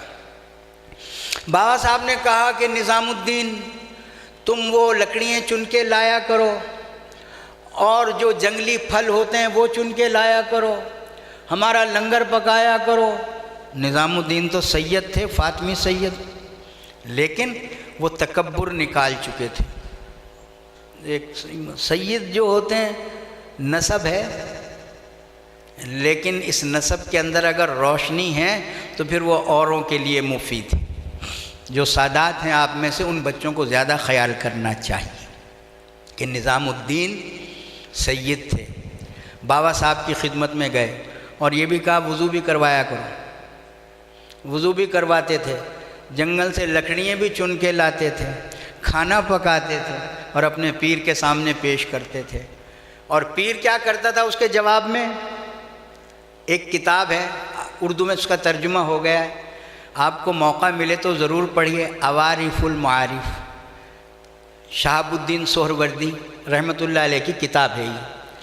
اور پہلے جو صوفی لوگوں کی خانقاہیں تھیں نا، ان خانقاہوں میں پڑھائی جاتی تھی باقاعدہ مریدوں کو۔ اب اس میں کیا لکھا ہے، مسائل لکھے، سادہ سی کتاب ہے، کوئی لمبی چوڑی وہ فلسفہ بھی اس میں نہیں ہے، آداب ہیں زندگی کے کہ انسان کو کیسے ہونا چاہیے، اٹھتے بیٹھتے اسے کیا کرنا چاہیے، زبان پہ کیا دعائیں ہونی چاہیے، اس کی آنکھ میں شرم کیسی ہونی چاہیے، اس کی گفتگو میں نرمی کیسی ہونی چاہیے، اس کے دل میں غریبوں کی مدد کرنے کا جذبہ کیسا ہونا چاہیے، انسان بناتے تھے، یعنی فخر اسلام اور فخر پاکستان جیسے سعید صاحب فرما رہے تھے۔ تو بابا صاحب یہ کتاب انہیں پڑھایا کرتے تھے۔ اب آپ پوچھیں جو 88 علوم کا ماہر ہے اسے وہ کتاب نہیں آتی تھی؟ اب تم لائبریری میں جاؤ گے نا، اچھے سے اچھی کتاب پڑھو گے، سائیں تقریر کرے، تم کہو گے اے تا سا آپ ہی پڑھی بیٹھے ہیں پہلا، اے تا سا عمدی۔ یہ بیماری ہوتی ہے جو یہاں سے نکلتے ہیں پروفیسر بنتے ہیں اور چلے جاتے ہیں کہ ہم خود۔ بابا صاحب 88 علوم کے اس ماہر عالم کو وہ اخلاقیات کی کتاب پڑھاتے تھے۔ وہ آپ پڑھ سکتے تھے نا؟ نہیں، وہ پڑھاتے تھے۔ پڑھانے کا مطلب یہ ہوتا ہے کہ جب ادب سے، شرم سے اور طلب سے، ادب سے، شرم سے اور طلب سے پیر کے سامنے بیٹھتا ہے تو ایک ایک لفظ اس کے اندر علوم کی پوری پوری کائنات اتارتے۔ بظاہر تو یہ میری لفاظی لگ رہی ہے، کر کے دیکھ لیں، بیٹھ جائیں سائیں کے پاس، کر کے دیکھ لیں، اگر اثر نہ ہو تو مجھے پھر شکایت کر دینا کہ تو ایسی لفاظی کر رہا تھا۔ ادب، کیونکہ ادب ایک ایسی قوت ہے کہ جو ہی ادب شروع ہوا مالک کی رحمتیں آ کے اس کا گھیرا دے لیتی، اور جہاں بے ادبی ہوئی کا فخرج منہا فإنک رجیم، باہر نکلو۔ تو اندر کا شیطان وہ ساتھ ساتھ ہوتا، طالب علم کے ساتھ زیادہ ہوتا ہے۔ جہاں مخلوق دعائیں مانگ رہی ہوتی ہے نا، وہ دعائیں ہمیں بڑی یاد رہتی ہیں، مچھلی نے دعا مانگی، فلاں نے مانگی، فلاں نے، اور جو شیطان وار کے لیے بیٹھا وہ یاد نہیں رہتا۔ تو تمہارا تزکیہ نفس یہ ہے کہ سائیں کے پاس آ کے اسی دوران اپنی روح، اپنے اخلاق کی تربیت کے لیے حاضری دو۔ جن کو تو یہ کتابیں پڑھاتے ہیں وہ تو اپنی جگہ، باقی اللہ تعالیٰ کا کرم ہے تمہارے پہ کہ تمہارا مدیر جامعہ وہ شخص ہے کہ جو صاحب روحانیت ہے، جو صاحب ادب ہے، جس میں اخلاق ہے، پیروں کی سی اکڑ پھکڑ بو نہیں ہے، انسانوں کی طرح انسانوں سے ملتا ہے، ایسے نہیں آدھی انگلی پکڑا دی کیسا پیر ہونے، یہ بہت بڑا تکبر کا کام ہے۔ اس سے لوگوں کے رستے کھوٹے ہوئے ہیں، اس طرح لوگ بدعقیدہ ہوئے ہیں کہ جب آپ کسی کو محبت ہی نہیں عطا کرتے تو آپ کو کوئی کیا دے گا۔ بابا صاحب پڑھاتے تھے، نظام پاک پڑھتے تھے۔ ایک دن پتہ کیا ہوا؟ ایک دن یہ ہوا، سبق پڑھاتے، اب یہ ہے ادب۔ ادب ہے کہ بابا صاحب پڑھا رہے تھے تو بابا صاحب نے کہا کہ یہ جو ایک لفظ ہے یہ پتہ نہیں کیا ہے، سمجھ نہیں آتا۔ نظام پاک نے 2-3 دفعہ یہ بات سنی اور سننے کے بعد کہا حضور اس کتاب کا ایک نسخہ نجیب الدین المتوکل جو دہلی میں رہتے ہیں ان کے پاس ہے، اس میں یوں لکھا ہوا ہے۔ بس اتنا کہنا تھا، خدمت بھی اتنی کی تھی، وضو کراتے تھے، کھانا پکا کے لا کے دیتے تھے، یہ کرتے تھے وہ۔ اس کے بعد بابا صاحب نے کتاب بند کر دی اور کہا سبق اب نہیں ہوگا، اٹھو، سلسلہ ختم۔ کئی دن تک سبق نہیں ہوا تو خواجہ نظام پاک کہتے ہیں میں دل کرتا تھا میں کنویں میں چھلانگ مار دوں، میں زندہ نہ رہوں، میرا پیر مجھ سے ناراض ہو گیا۔ اصلی پیر تھا، اصلی مرید تھا۔ اس لیے آپ لوگ اصلی طالب بننے کی کوشش کریں تو پیر کی طرف سے، آپ کے استاد کی طرف سے کرم نوازی ہوگی۔ اس کے بعد انہیں معافی مل گئی نظام پاک کو۔ بابا صاحب نے بڑا دل سے لگایا، بہت پیار کیا، سینے سے لگایا، اور ساتھ ہی یہ فرمایا کہ فقیر کو کیا اتنی بھی صلاحیت حاصل نہیں ہے کہ ایک لفظ کو درست کر کے پڑھ لے؟ تو اتنا ادب تھا کہ جب استاد کوئی بات کہے، سمجھ آئے یا نہ آئے، پلے پڑے یا نہ پڑے، شیخ جو بات کہہ دے آمنا و صدقنا کہو، تو یہ بڑا ضروری ہے۔ اب آپ یہ نیت کر لیں کہ آپ ادب کو برقرار، روایتی ادب تو آپ کرتے ہی ہیں جو یہاں سکھایا جاتا ہے، لیکن دل کا ادب، اور یہ نیت کریں کہ آپ جو کچھ کر رہے ہیں اللہ تعالیٰ اور رسول اللہ صلی اللہ علیہ وسلم کو خوش کرنے کے لیے کر رہے ہیں۔ آپ کا علم ان کی امانت، آپ کی جان ان کی امانت، آپ کا تقوی، آپ کا ایمان، سب کچھ ان کا، انہی کی طرف لوٹانا ہے۔ لیکن درمیان میں شیخ ہوتا ہے کہ جو مرید کو یہ بتاتا ہے کہ کیا سوچنا ہے، سوچنا کیسے ہے، کرنا کیا ہے، کرنا کیسے ہے، یہ شیخ بتائے گا۔ تو ماشاءاللہ آج آپ کو انعام بھی ملیں گے سب کچھ، لیکن آپ اپنی نیت کو درست کریں۔ اس کا ایک سادہ سا طریقہ، پتہ نہیں سائیں آپ کا کیا مطلب پروگرام بتاتے ہیں، کہ یہ جو کلمہ شریف ہے نا، پورا جتنے پرانے نصاب ہیں نا صوفیہ کے، آپ اسے اٹھا کے دیکھ لیں۔ مولانا بریلوی رحمۃ اللہ علیہ سے کسی نے پوچھا کہ یہ جو ذکر کرتے ہیں یہ کیسے، تو انہوں نے کہا کہ پورا کلمہ درود شریف سمیت پڑھنا چاہیے۔ اعلیٰ حضرت بریلوی رحمۃ اللہ علیہ نے فرمایا۔ سوال کرنے والے نے پوچھا کہ حضور صوفی لوگ جو صرف لا الہ الا اللہ، لا الہ الا اللہ پہ زور دیتے ہیں، تو آپ نے فرمایا کہ وہ ابتدا میں دل کو گرمانے کے لیے یہ کہتے ہیں کہ دل میں کلمے کو پکڑنے کی صلاحیت پیدا ہو جائے، دل میں جذب کی قوت پیدا ہو جائے۔ جب یہ تھوڑی سی قوت پیدا ہو جاتی ہے تو پھر پورا کلمہ پڑھنا چاہیے۔ تو اس لیے ابتدا سے پورا کلمہ، پرانے بزرگوں کا نصاب دیکھ لیں کہ پورے کلمے کی کہاں کہاں تلقین ہے، پھر درود شریف۔ تو لا الہ الا اللہ محمد الرسول اللہ صلی اللہ علیہ وسلم، قادری سلسلہ ہے آپ کا، تو ابھی وہ غوث پاک رضی اللہ تعالیٰ کے وظائف کی کتاب جو موسیٰ پاک نے جمع کی ہے وہ شائع ہوئی ہے، یہ جو شیخ الشریف کے صاحبزادے ہیں اس میں، تو اس میں وہ سارا لکھا ہوا ہے کہ کتنی دفعہ پورے کلمے کی تلقین بہت زیادہ ہے۔ تو ظاہر اگر آپ پیر صاحب کے کہنے پہ نہ بھی پڑھیں تو ابتدا میں ہم نے جو معروضات آپ کو کے گوش گزار کی ہیں اس میں یہی ہے نا کہ کلمہ پورا ہے تو ایمان ہے، کلمہ پورا ہے تو آپ کے عقیدے کی حفاظت ہے۔ آپ اہل سنت دیوبندی بریلوی کی بات کرتے ہیں، بابا لا الہ الا اللہ محمد الرسول اللہ صلی اللہ علیہ وسلم جو پورا کلمہ نہیں پڑھتا وہ شیعہ سنی تو کیا، وہ تو مسلمان ہی نہیں رہتے۔ تو بنائے ایمان ہی ثابت نہیں ہوتی۔ ایک تو یہ کلمہ آپ کثرت سے پڑھیں، اور دوسری ایک بات ممکن ہے سائیں آپ کو نہ کہتے ہوں، لیکن میرا خیال ہے بلکہ یقین ہے کہ یہ بات ایسے ہی درست ہے کہ یہ جو مزار شریف ہے یہ ان کے بزرگوں کا ہے، مجھے کوئی زیادہ واقفیت نہیں ان بزرگوں سے، لیکن آپ روزانہ کی حاضری اپنا معمول بنائیں۔ جو بزرگوں کے نزدیک لوگ رہتے ہیں ان کو دو کیفیتوں کا سامنا کرنا پڑتا ہے، یا تو وہ بہت زیادہ ادب والے بن جاتے ہیں یا بالکل گستاخ بن جاتے ہیں۔ درمیان کا راستہ کوئی نہیں ہے۔ تو یہاں سے جو خانقاہ سے لوگ نکل کے جاتے ہیں، جب دنیا کی آسائشیں انہیں ملیں تو میرا خیال ہے پھر آ کے کبھی وہ بات بھی نہیں کرتے۔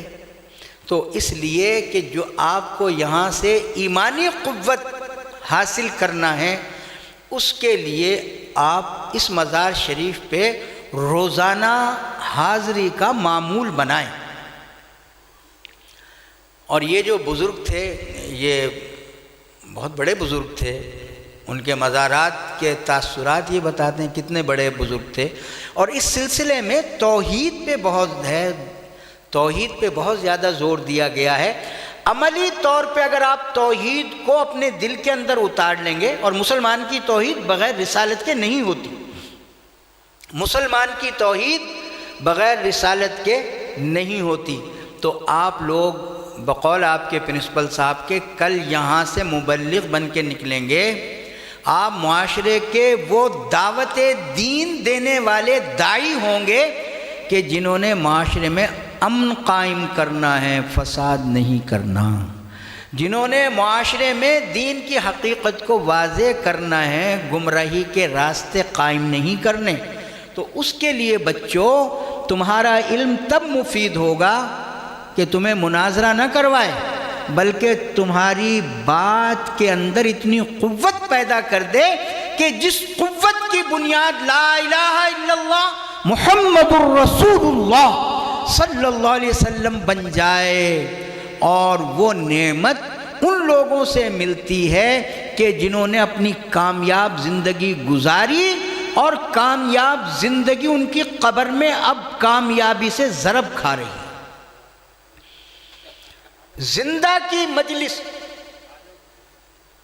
زندہ کی، جیسے ہم زندگی تو ایک سفر ہے، یعنی ان حالات میں مادی زندگی میں وہ فیضان، یہ سارے صوفی بیٹھے ہیں، پوچھ لیں ان سے، سب یہ بتاتے ہیں کہ زندگی میں تو 1% توجہ ہوتی ہے، 10 میں سے 1 حصہ توجہ ہوتی ہے، اور جب وہ قبر میں چلے جاتے ہیں تو 9 حصے توجہ زائرین کی طرف ہوتی ہے۔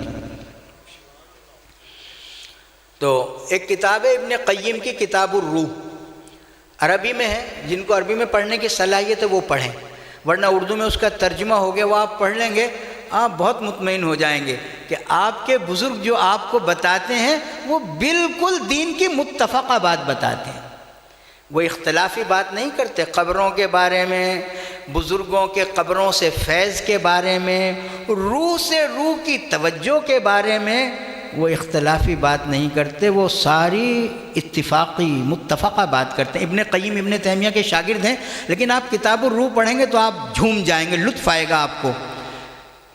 تو اس لیے مزار پہ حاضری اور وہاں کلمہ طیبہ کا بہت ذکر، آپ اسے مسلسل دیکھیں نا، یہ بات تو طے ہو گئی کہ دین کی بنیاد کیا، نماز ہے یا کلمہ، اور جو اقرارم باللسان و تصدیقم بالقلب ہے، اس میں کوئی وقت کی شرط ہے؟ ہر وقت اقرارم باللسان و تصدیقم بالقلب۔ تو یہ آپ کے لیے تربیت ہے، اسی سے آپ کا دل پاک ہوگا، اسی سے آپ کی نیتیں پاک ہوں گی کہ آپ اللہ تعالیٰ اور رسول اللہ صلی اللہ علیہ وسلم کو کیسے اپنے تعلق کے لیے تلاش کرتے ہیں۔ اور وہ تلاش وہ اسی طرح سے ہے کہ آپ اپنے استاد، اپنے شیخ مکرم سے رابطہ کریں کہ وہ آپ کی تربیت کریں۔ پہلے یہ ہوا کرتا تھا کہ علماء پڑھ گئے، پڑھنے کے بعد پھر وہ خانقاہوں میں تربیت کے لیے چلے جاتے تھے، لیکن سعید صاحب اب تو ایسا نہیں ہے نا۔ آپ بھیرا شریف مرید ہیں، اب آپ تعلیم کے سلسلے میں جب سے لگیں تو آپ نے تو کبھی وہاں جا کے 40 دن بطور سالک نہیں گزارے ہوں، وقت ہی نہیں ملتا نا، یہ زمانہ ایسا آ گیا، زمانے کے تقاضے بدل گئے، تو اس لیے خدا را یہی وقت آپ کے پاس ہے، اس کے بعد وقت نہیں آئے گا، آپ اپنی مادی زندگی میں مشغول ہو جائیں گے۔ تو جب تک آپ اپنی نیت پاک نہیں کرتے، اپنے اعمال کو پاک نہیں کرتے، آپ کا وجود کبھی بھی پاک نہیں ہوگا۔ آپ مسجدوں میں جا کے لوگوں کو لڑوائیں گے جیسے باقی لوگ لڑواتے۔ کہا کہ جی وفاق المدارس میں 1.5 لاکھ علماء ہر سال فارغ ہوتے ہیں، ایک فوج ظفر موج ہے مولویوں کی۔ بتاؤ اتنے سارے مولوی اکٹھے ہو کے کسی ایک مسٹر کو ہی ٹھیک کر دیں، کسی ہندو کو پکڑ کے مسلمان، کچھ بھی نہیں۔ وجہ کہ اندر روشنی نہیں ہے۔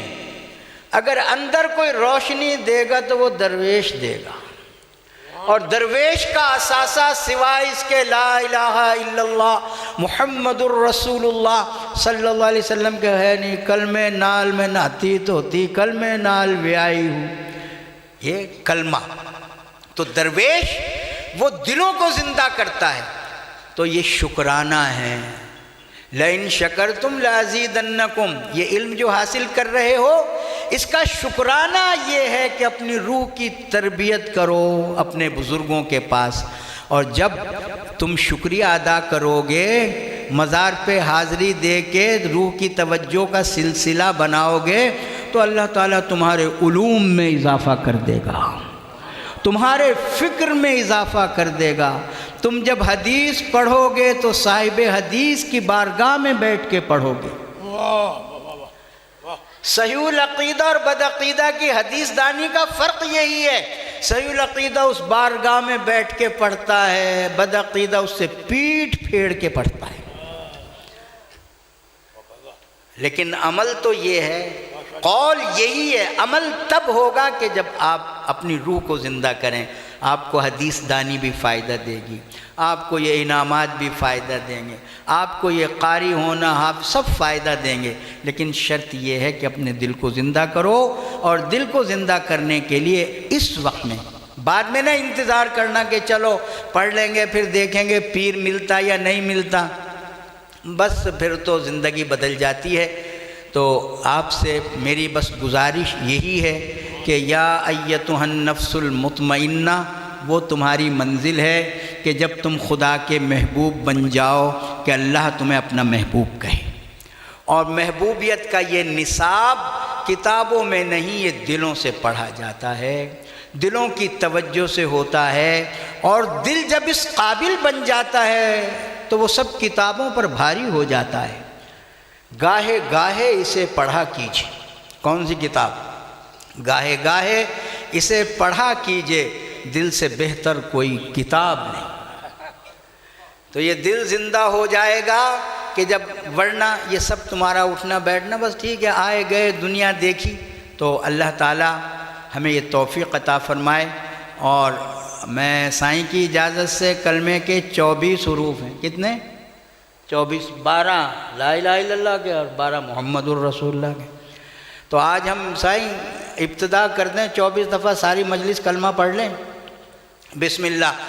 جس کا کوئی پیر ہے وہ اپنے پیر کو سامنے رکھے، جس کا نہیں وہ کعبۃ اللہ روضہ شریف کا تصور کرے اور کلمہ پڑھے کہ بس یہی اول ہے، یہی آخر ہے۔ لا الہ، سب مل کے پڑھیں گے آواز سے کہ ایک دوسرے کو سنائی دے، قیامت میں گواہ ہو جائیں گے۔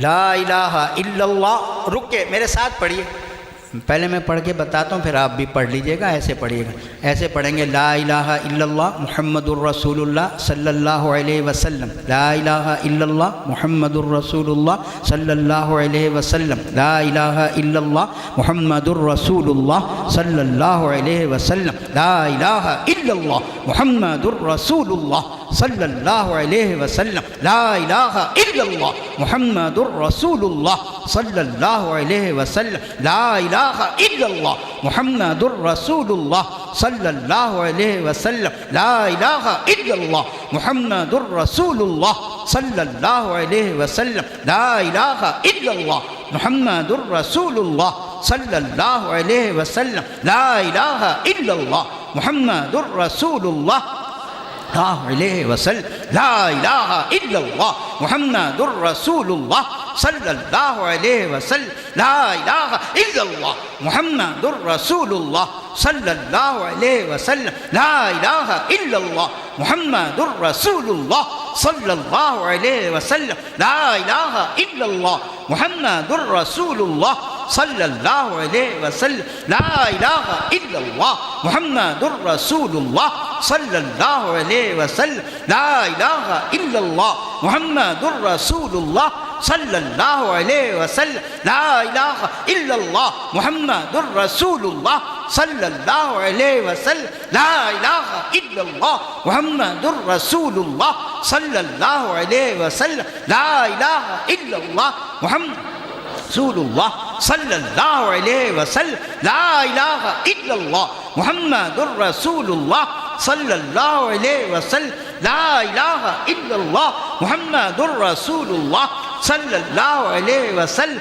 لا إله إلا الله محمد رسول الله صلى الله عليه وسلم لا إله إلا الله محمد رسول الله صلى الله عليه وسلم لا إله إلا الله محمد رسول الله الله عليه وسلم لا إله إلا الله محمد رسول الله صلى الله عليه وسلم لا إله إلا الله محمد رسول الله صلى الله عليه وسلم لا إله إلا الله محمد رسول الله صلى الله عليه وسلم لا إله إلا الله محمد رسول الله صلى الله عليه وسلم لا لا محمد رسول الله صلى الله عليه وسلم لا إله إلا الله محمد رسول الله صلى الله عليه وسلم صلى الله عليه وسلم صلى الله عليه وسلم وآله وأصحابه وأمته أجمعين برحمتك يا أرحم الراحمين وبكرمك يا أكرم الأكرمين